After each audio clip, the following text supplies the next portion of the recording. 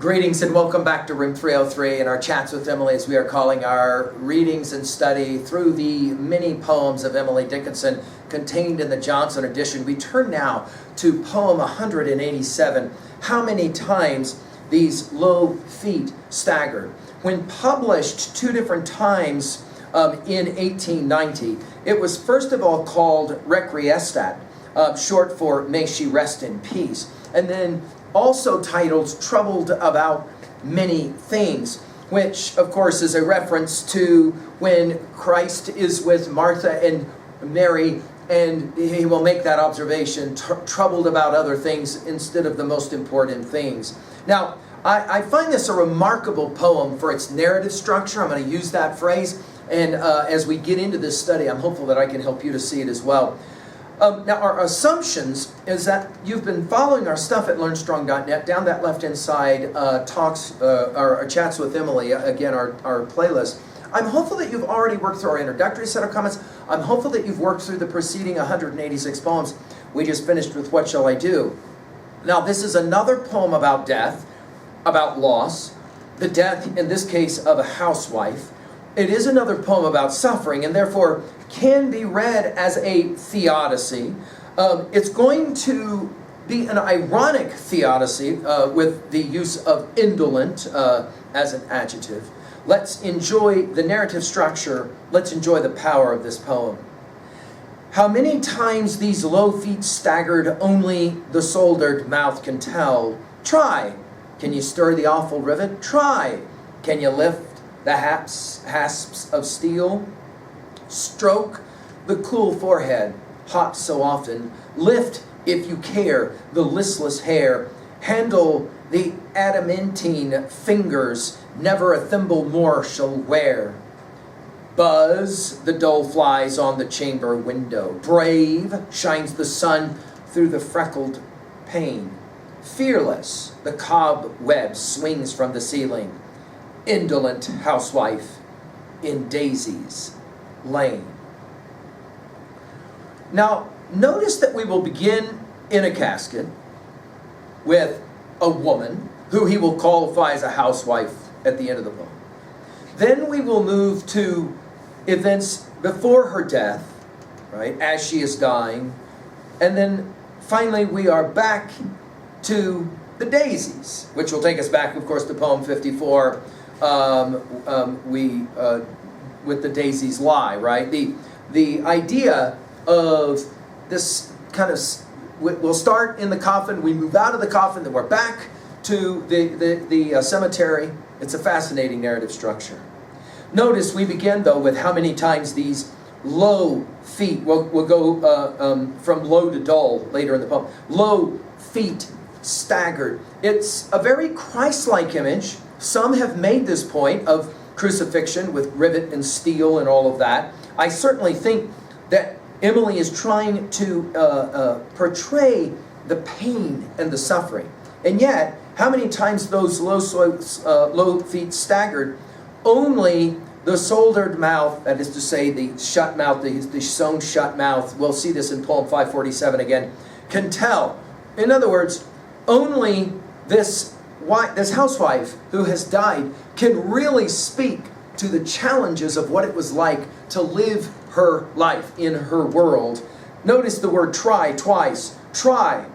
Can you stir the awful rivet? In other words, is there any way to get out of the grave? Try. Can you lift the hasp of steel? And again, you know, it's over. She's in the grave. Again, rivet and steel can take us to the idea of Christ and the crucifixion. And then we move to a moment before. Stroke the cool forehead, hot so often.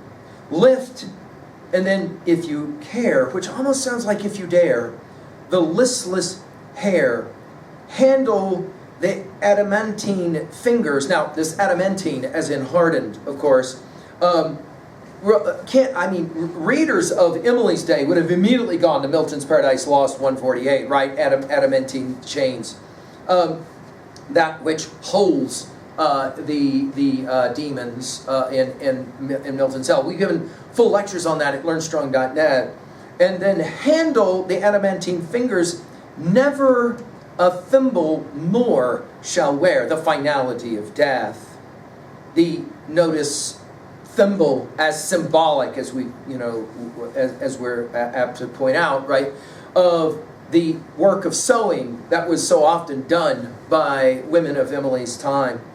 Then we go to the word buzz, which when we hit 465, one of Emily's most famous poems, I heard a fly buzz when I died. Buzz the dull flies.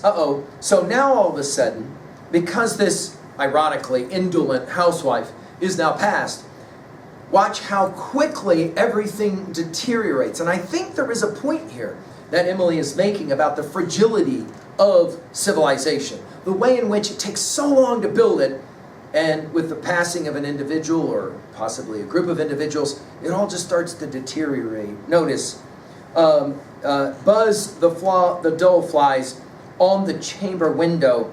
Brave shines the sun through the freckled pane. Freckled here, in other words, the window is no longer clean anymore. Fearless, the cobweb swings from the ceiling. So, in other words, the spiders aren't afraid of a broom that might come in and knock the spider web down. Then, this word, indolent. By the way, cobweb will take us back to poem 105. You'll remember that from our study. Indolent housewife. By the way, this is the only time in all of her poetry she uses this word indolent. And there's a bit of irony here, right? Because obviously she was a housewife that took very certain care, methodical care of her domestic duties. Now she's indolent. Of course she's indolent because she's dead. She's in the casket. Now we're back to the casket again. In Daisy's Lane. Now this Daisy's again takes us back to 54. Emily possibly could have known that John Keats, the great John Keats' dying words, said to his pal Severin were actually, quote, he says it this way, quote, "I feel the daisies growing over me." And he said about daisies that they are simple flowers of our spring. Daisies obviously representative and so often of Emily herself. The use of the word lane here, and of course some of you will say grammatically it should be lane, but there's been much study of this, and Emily's dictionary was the Webster's American Dictionary of 1847.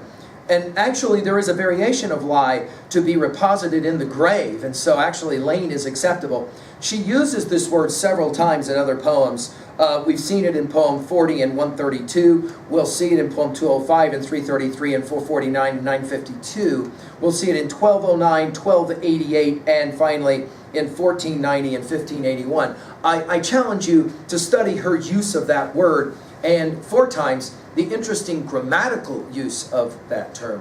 Well, what exactly is going on here at 3a? Well, I think the point here is that the house shows signs of neglect now that the housewife is indolent, in the same way that civilization can very quickly deteriorate without the appropriate, steadfast watching of the important individuals who have created and maintained that civilization. I think the other major message at 2a here is that simple lives of simple people deserve respect. At 2b, I love how the reader has to kind of straighten out this narrative from coffin to pre-death to coffin.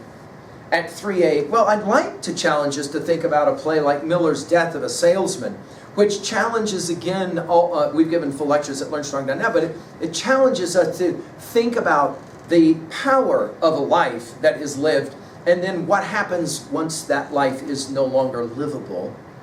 And of course we think about Linda as being the housewife who kind of tries to keep it all together.